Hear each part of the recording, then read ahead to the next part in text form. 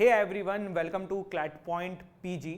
आज हम बात करने वाले हैं कि एलएलएम जो है वो नॉर्मल कॉलेज से करने या फिर टॉप 5 एनएलयू से करने में क्या डिफरेंस है। देखो, पहले तो मैं इस चीज़ को बहुत क्लियर करना चाहता हूँ कि एनएलयूज में ना हर एनएलयू से एलएलएम करने का कोई फ़ायदा नहीं है। टॉप 5-6 एनएलयू से एलएलएम करने का ही फ़ायदा है। अब हम बात करते हैं इस इमेज के थ्रू। एक तरफ है मर्सिडीज, एक तरफ है स्कूटर। ऐसा नहीं है कि सारे नॉन एनएलयूज या प्राइवेट कॉलेज से करोगे तो स्कूटर से ही चलोगे। कहने का मतलब ये कि अगर टॉप 5 एनएलयू से एलएलएम कर लोगे तो आपकी लाइफ में स्ट्रगल कम हो जाएगा। वो कैसे? जैसे कि एक छोटा सा एग्जांपल दे देते हैं कि हम लोग हायरिंग करते हैं, हम रेज्यूमे आगे देते हैं, हम मतलब वैकेंसीज निकालते हैं, काफ़ी सारे रेज्यूमे आते हैं। तो जब 80-90 रेज्यूमे कोई एक पोस्ट के लिए आते हैं तो हम उसमें से जो टॉप एनएलयूज के बच्चे होते हैं ना उनको पहले ही शॉर्टलिस्ट कर लेते हैं ऊपर।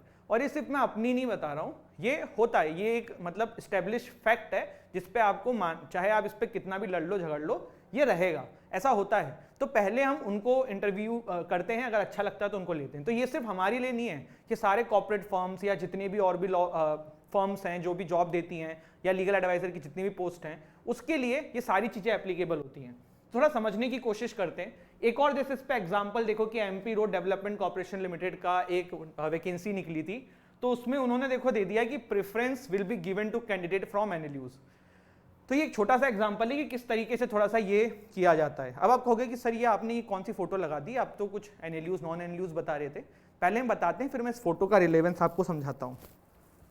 देखो, पहली चीज तो एक एडवांटेज ये है कि एनएलयू से अगर आप फिलहाल आज की डेट में एलएलएम करोगे तो 1 ईयर की डिग्री है और दूसरे कॉलेजेस की 2 ईयर की डिग्री है। तो सबसे पहला तो एडवांटेज ये कि आपको 1 साल में एलएलएम मिल जाएगा। और कुछ लोग इसमें ये कहते हैं कि 2 साल है तो ज़्यादा अच्छे से पढ़ाई करेंगे, ज़्यादा सीखने को मिलेगा। ऐसा कुछ भी नहीं होता है। डिग्री आपको जल्दी मिलेगी, पढ़ाई तो आपको खुद ही करनी है। और वैल्यू दोनों की ही इक्वल है, इवन एलएलएम फ्रॉम एनएलयूज की ज़्यादा वैल्यू है। तो कहने का मतलब है कि उससे कोई अंतर नहीं आ जाता है।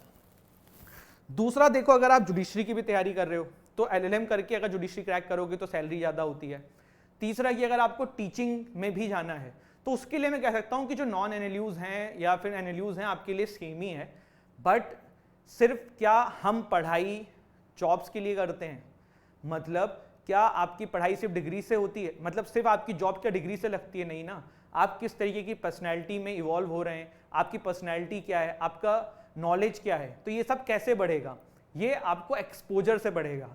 तो the kind of brain you are going to get into top 5 NLUs for LLM वो अलग होगा कंपेरेटिवली टू द आपके जो आसपास के छोटे मोटे कॉलेजेस होंगे जहां से आप एलएलएम करने की सोच रहे हैं। तो एक्सपोजर बहुत बड़ा रोल प्ले करता है।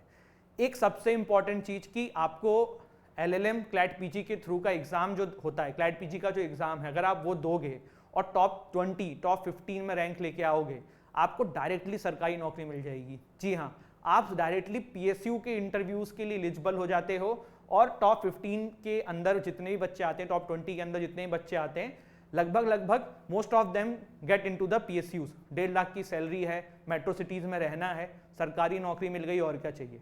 तो क्लैट पीजी का एग्जाम देना और टॉप 5 एनएलयू से एलएलएम करने का ये एडवांटेज है। जस्ट इन केस आप पीएसयू नहीं भी प्राप्त करते हो, टॉप 5 कॉलेजेस में रहोगे तो आप लॉ फर्म्स को अप्रोच करोगे या फिर जो लॉ फर्म्स प्लेसमेंट के लिए आती हैं कॉलेजेस में, आप उसमें बैठोगे, आपकी जॉब सिक्योर हो जाएगी। ये बाकी कॉलेजेस में नहीं है संभव, क्योंकि बाकी कॉलेजेस में कोई भी लॉ फर्म प्लेसमेंट के लिए भी नहीं आती हैं। ये भी एक बात है, कुछ कॉलेजेस को छोड़ दो तो।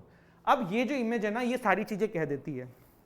देखो, विराट कोहली जो है ना वो दिल्ली क्रिकेट बोर्ड के खिलाड़ी थे और दिल्ली क्रिकेट बोर्ड या फिर दिल्ली में ना इनको एक्सपोजर ज़्यादा था, इसीलिए ये अपने अर्ली चाइल्डहुड से ही इंडिया को रिप्रेजेंट करने लगे थे, इंडिया को खेलने लगे थे।